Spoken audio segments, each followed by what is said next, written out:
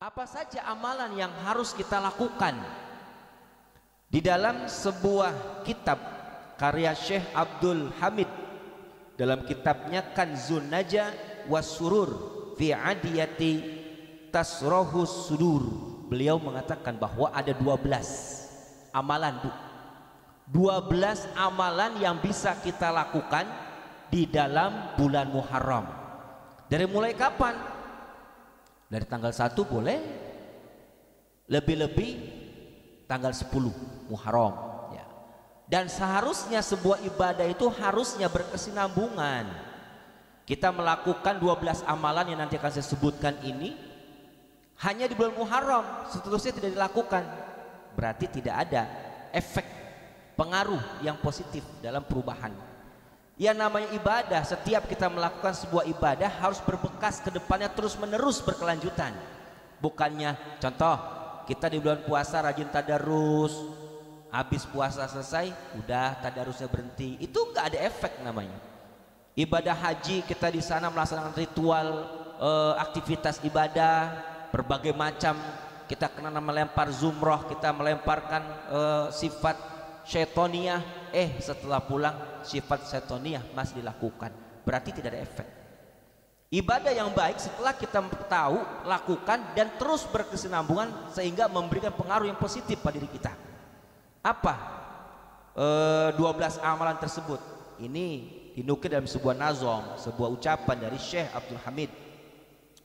Kata beliau, fi yaumi Asyura, pada hari 10 Muharram, Asyura itu 10 Muharram, ashrun tatassil, ada 10 keutamaan, bihasnatani walaha fadlun nukil, ditambah 2 lagi sehingga menambah keutamaan bulan 10 Muharram ini atau Asyura ini. Jadi totalnya 12. Yang pertama apa? Sum, puasalah. Puasa pertama, puasa sunnah. Apa ganjarannya? Dalam sebuah riwayat dikatakan bahwa, hadis riwayat Imam Muslim, Bukhari Muslim, dikatakan bahwa sebaik-baik puasa sunnah adalah puasa Allah. Puasa Allah ini sebagian ahli tafsir hadis adalah bulan Muharram tanggal 10 atau Asyura. Dan sebaik-baik ibadah solat sunnah adalah solat malam, qiyamul lail. Sehingga ada riwayat dan mengatakan bahwa pahala puasa 10 Muharram Asyura ini, satu, akan Allah ganjar seperti pahala 10.000 malaikat. Allah akan bebaskan, Allah akan setarakan kita dengan 10.000 orang yang mati syahid. Dosa-dosa yang lalu 1 tahun sudah diampuni oleh Allah Subhanahu wa ta'ala. Keutamaannya banyak. Puasa, amalan yang pertama adalah puasa. Dari kapan mulai puasa? Saya katakan tadi, tanggal 1 dan seterusnya, 1 bulan ya. Nggak mampu kita, minimal tanggal 9, 10. Karena ada satu riwayat mengatakan ketika Rasulullah SAW tiba hijrah di Madinah, Rasulullah itu melihat dan didapati orang-orang Yahudi di tanggal 10 Muharram itu sedang melaksanakan puasa. Ditanya, apa alasan yang kau melakukan puasa ini? Karena di hari 10 Muharram ini Nabi Musa dibebaskan oleh Allah, oleh Tuhan yang Maha Kuasa dari kejaran Fir'aun dan tentaranya, serta ditenggelamkannya Fir'aun di tanggal 10 Muharram itu. Maka kami memperingati itu.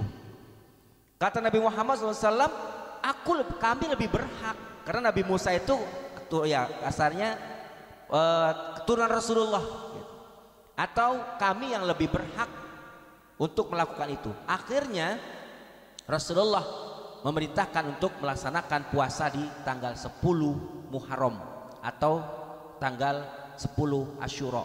10 Asyura 10 bahasa Arab. Kemudian Ada juga riwayat mengatakan dari tanggal 9 bulan Muharram dikenal dengan Tasu'a, hari Tasu'a, hari 9. 10 disebut dengan Asyura. Dan ulama kita memberikan kepada kita semua bahwa agar kita berbeda dengan puasanya orang Yahudi yang dilakukan tanggal 10 Muharram, maka ditambah, digenapkan menjadi tanggal 11 Muharram. Jadi kesimpulannya tanggal 11 ini 9 dan 11 sebagai pembeda. Karena orang Yahudi hanya di tanggal 10 Muharramnya. Kita tanggal 9 dikenal dengan puasa Tasu'a, 10 Muharram yang kita kenal dengan Asyura, dan ditambah tanggal 11-nya. Itu anjurannya ya. Namun ketika kita mau melaksanakan ibadah puasa dari tanggal 1, monggo silakan. 1 bulan full silakan. Tapi lebih pada tanggal 9, 10 dan 11 daripada bulan Muharram. Itu yang pertama, puasa. Kemudian sholli, perbanyak sholat sunnah. Sholat sunnah apa saja? Sholat sunnah tobat, hajat, sholat sunnah ya tahajud dan lain-lainnya ya. Kemudian yang ketiga, sol di sini adalah menyambung tali silaturahim. Jadi di bulan ini dianjurkan untuk saling berkunjung, bersilaturahim kepada saudara-saudara kita. Itu yang ketiga. Yang keempat, zur aliman, menziarahi orang alim. Menziarahi di sini baik orang alim yang sudah meninggal dunia ataupun yang masih hidup. Kita berkunjung kepada orang alim. Kalau yang sudah meninggal berarti berziarah. Makanya di bulan Muharram biasanya banyak orang-orang pada berziarah gitu. Dan memang momennya banyak memanfaatkan di bulan Muharram ini, berziarah ke makam para ulama gitu. Kalau yang masih hidup datangi ulama. Uda waktahil ra'sul yatim, di bulan ini juga dianjurkan untuk apa? Ya, menyantuni. Di sini mengusap kepala anak yatim.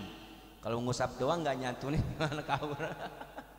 Ya, jadi ketika menyantuni, usap kepalanya, gitu Bu ya. Bukan tanpa alasan, memang ada apa? Ada anjuran. Gitu. Dari ulama Syekh Abdul Hamid dalam kitabnya yang tadi saya sampaikan. Kemudian yang berikutnya adalah tasaddaq, memperbanyak sedekah. Nah, nomor keberapa itu? 6. Kemudian selanjutnya wagtasil, mandi sunnah, khususnya di tanggal 10 ya, 10 mandi sunnah. Niatkan, saya pokoknya kalau mandi Bu, niatin saya mandi bulan Muharram, saya mandi bulan Muharram. Jadi pahala Bu, jangan salah, niatnya kita yang biasa, amalan biasa nih atau pekerjaan yang biasa, kalau kita niatkan ibadah akan berbuah ibadah. Makan saja kalau kita niat, ya Allah saya makan untuk memperkuatkan diri saya dalam rangka ibadah kepada Engkau, karena Engkau ya Allah saya makan, ibadah. Ketimbang kita makan tinggal makan nggak ada niat, nggak ada ibadah, artinya tidak tercatat pahala gitu Bu. Mandi pun sama. Ketika kita mandi, kita niat, ya Allah saya mandi untuk menyegarkan tubuh saya sehingga saya bisa punya tenaga untuk ibadah, akan berbuah ibadah. Tidur, pokoknya apapun Bu yang kita lakukan, niatkan karena Allah, akan berbuah ibadah, yakin itu. Karena amal tergantung niat. Kalau kita niatkan sebuah aktivitas biasa-biasa, termasuk kita masak, ya Allah saya masak untuk anak suami saya, dapat pahala dari Allah, dicatat ibadah. Apapun itu, kalau kita berniat karena Allah, yakin Allah akan mencatat sebagai pahala. Mandi sunnah di hari Asyura, lebih-lebih ya khususnya. Umumnya dari mulai bulan Muharram boleh niat, besok tanggal 1 Muharram nih, malamnya keramas, subuh keramas, niat saya mandi di hari Muharram. Besok tanggal 2-nya begitu lagi, sorenya begitu lagi, insya Allah pahala dari Allah akan diperoleh oleh kita. Ya, beda dengan mandi yang lain ya.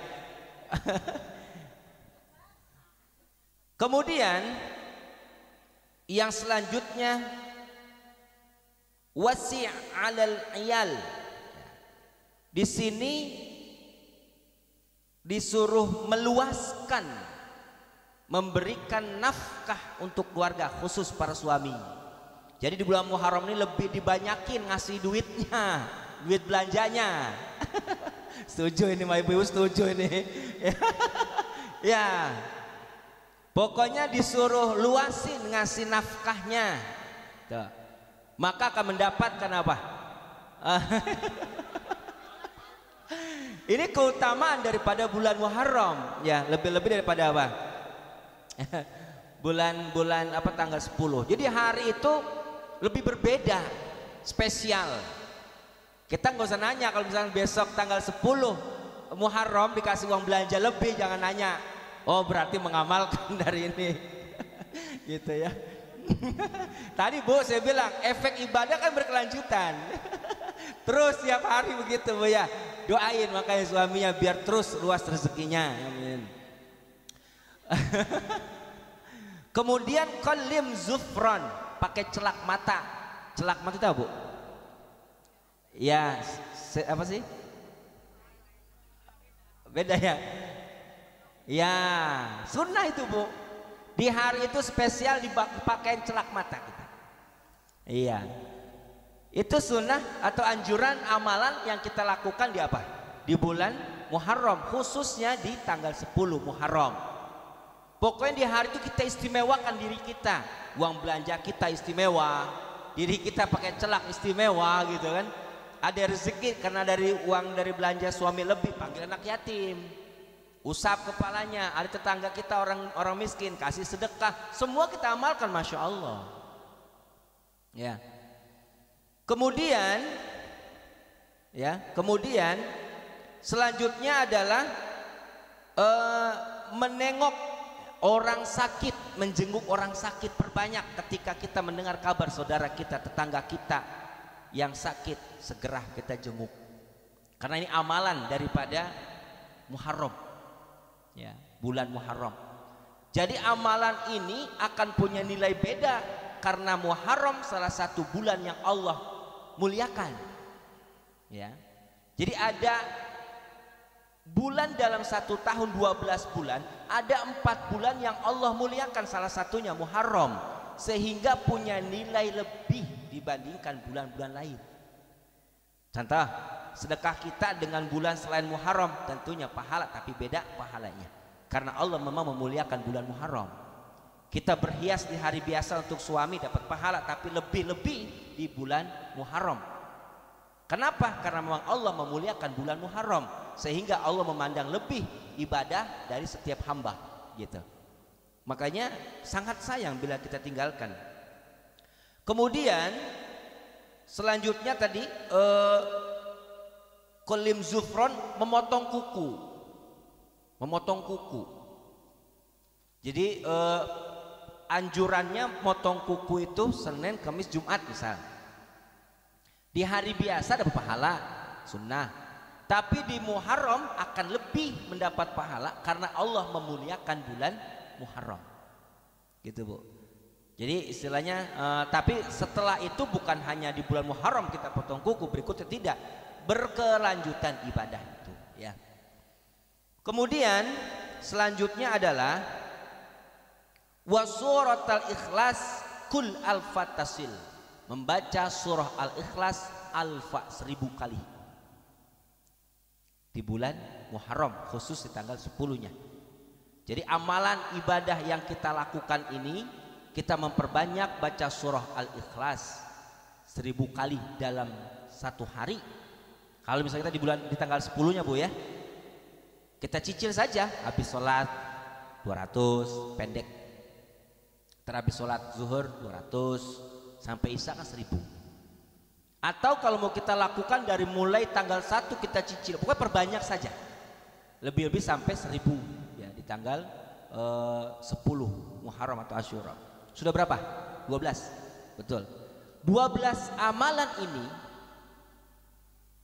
kalau kita lakukan maka akan punya nilai ibadah yang baik dan besar, karena Allah memuliakan daripada bulan Muharram.